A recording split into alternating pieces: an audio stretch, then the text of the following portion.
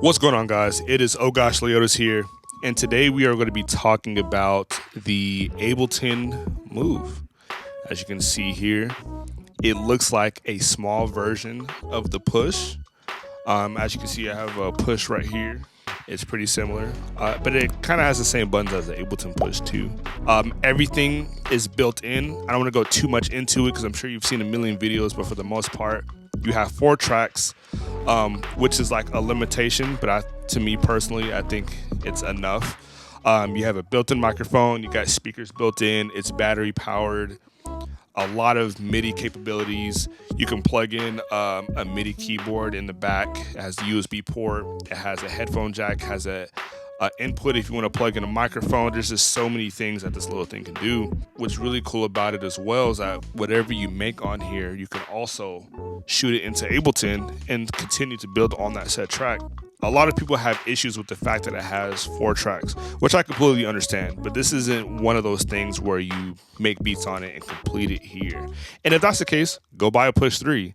Like the possibilities are, I don't want to say it's endless. If you absolutely need more than 4 tracks, I'm sure 9 out of 10 of you guys have a laptop.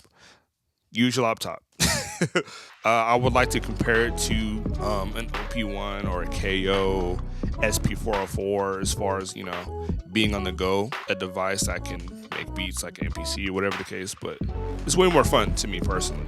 I've used all those devices and I feel like I've got a piece of equipment that I can use on the go that works for me and my workflow. I'm gonna just go ahead and make something with it, and yeah, let's go crazy. Usually when you start a new track, you're gonna hit shift, hit this little button right here, and anything that's empty is gonna be a new session, and anything that you see here are beats that I've already made. So if I click one of these, all beats that I've made. And that's one thing I do love about it, is that the sessions load really, really fast. I've been going kind of crazy. So usually when you start a new session with the Ableton Move, it's kind of already made a set of sounds for you. So the first one's usually drums, the second one's going to be bass, the third one's going to be something that you can play chords with, so like keys or synth or whatever, and then usually the fourth sound is something that's monophonic, so like a lead of some sort. So to give you an example, I'm gonna go to the first track, which I said is usually drums. It just gives you a random drum kit to use, and then this is usually a bass sound. Then you have the green, which is gonna be something that you can play chords with. And then you have something that's usually monophonic, that's like a lead. Let's start off with the drums. So I'm gonna go to, I don't even know what kit I wanna use. I'm going off the top right now. Let's go to drums. And as you're scrolling through the drums, you can hear them as you're going through them. But say, for example, I like this kit, right? And I want to change, a sound on here.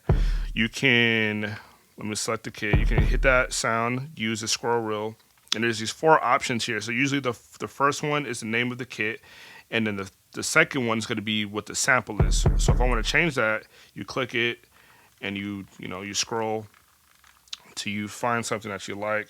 This thing is jam-packed with sound, y'all, so let's go to Tom. I'm gonna just change 2 of the pads on here. Let's do that. And this one I'm gonna also do a Tom. Can I copy this pad to this pad? Wow, just learned something new today. All right, so now I'm gonna just use this pad and transpose it down, and I'm gonna mess with the K on it to make it shorter. Same thing with this pad. And as you're touching these knobs here, it's gonna tell you what the parameter is, which is super dope. So you don't have to move anything to find out what it is, it'll tell you. And another cool thing about it is that, like, say you're just messing around with it, like I was doing right now. Let's go,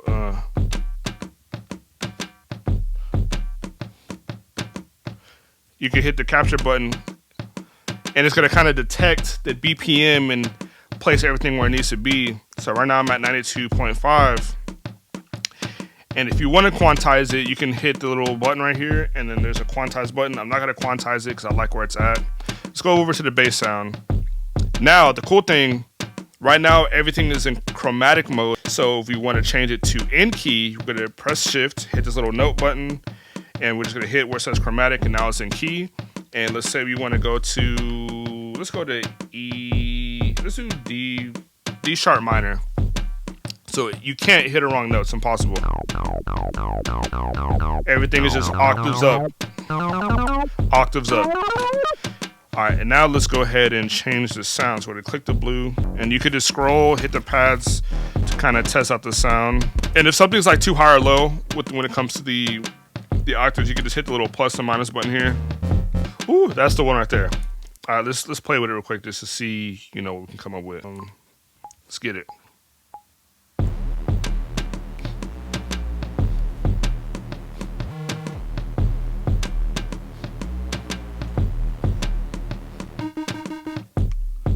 Alright, now we got a bass line.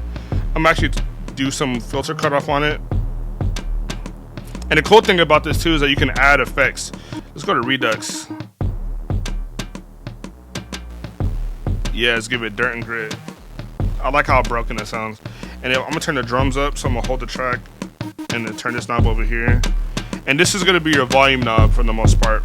So remember, the Move gives you just random sounds every time you make a new session, so keep that in mind.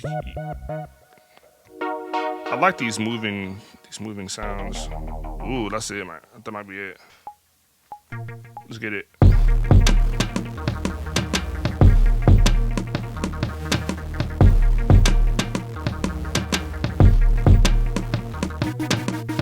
Ooh. All right. So now we've used 3 of the tracks. Let's see what we can do with this last one. Actually, I'm gonna record a sound into it. So, hold on. So you're gonna hit the record button, hit a pad, and then record. And then you can adjust the attack on here. Add some delay and reverb.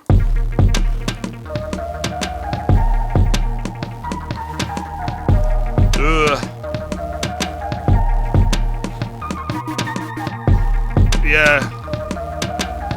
So I'm gonna show you guys something really cool now that we use up the 4 tracks. Another thing too, you can go into session mode and have multiple variations of what you've done. So if you want to like use the same, you know what I'm saying, drum pattern, you can hit the copy button and move it over. And then if you want to do another bass line, you just click that pad, click to the sound, and just record it. You know what I'm saying?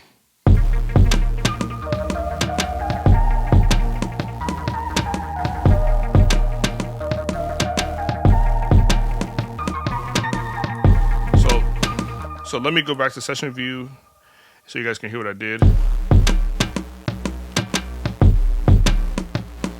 So pretty much, I'm not gonna go into the full, you know, structure, but you can kind of see what you're capable of doing on the Move as far as making a full beat. You would be essentially performing it as you go to create the structure. So now, cool thing is, let's go to our internet browser. All right, so now that we're on the internet browser, what you can do is go to move.local, and it's going to give you a code that you got to put in. On here it says 793965. So now once you've done that, everything that you've done on your Move is now going to pop up on this Move Manager here. So let's go to our sets. Let's go ahead and download the most recent one, which is set 19. As you can see, I've been going in. And it gives you your set right here. All right, so now we have the session here.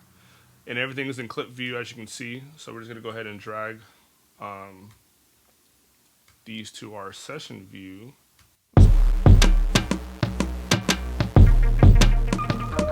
Okay, you guys get it. And then now we're in Ableton.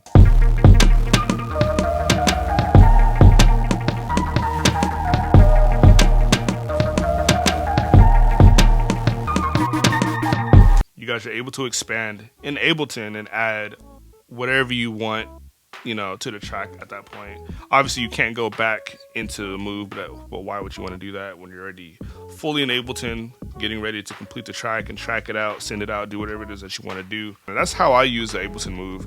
I start IDs here, move it over to Ableton, and then just finish it out. But if you want to finish an idea here, you can also do that. But you guys let me know down in the comments what you think about the Ableton Move. I personally think that it's really dope, especially when you have beat block. It could be overwhelming using a DAW at times when you have all these plugins and everything that you're capable of doing with your synthesizers and guitars and your microphones and things of that nature.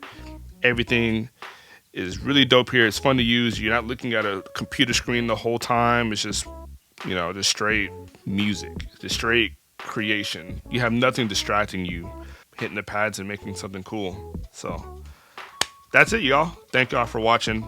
Peace.